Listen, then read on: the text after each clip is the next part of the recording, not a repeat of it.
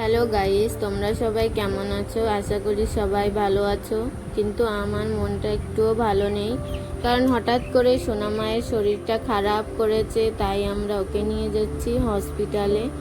সন্তানের কিছু হলে মায়ের মনের অবস্থা যে কি হয় তা প্রত্যেকটা মাই বুঝতে পারে। সোনাকে এরকম দেখতে আমার একটুও ভালো লাগে না।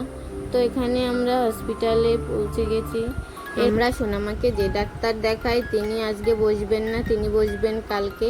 তাই আমরা হসপিটালেই সোনামাকে নিয়ে এসেছি। তোমরা সবাই প্রার্থনা করো আমার সোনামা যেন আগের মতো হয়ে যায়, হাসি খুশি হয়ে যায়।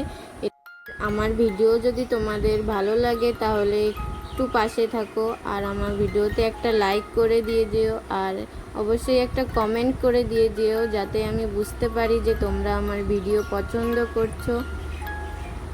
তো এখানে আমরা চলে এসেছি ডাক্তারকে দেখানোর জন্য। তো দেখি ডাক্তারবাবু ভিতরে আছেন কি না, কারণ এখন 4টে বেজে গেছে, আর হসপিটালে ডাক্তার আছে কি না সেটা নিয়েও আমি একটু চিন্তিত ছিলাম।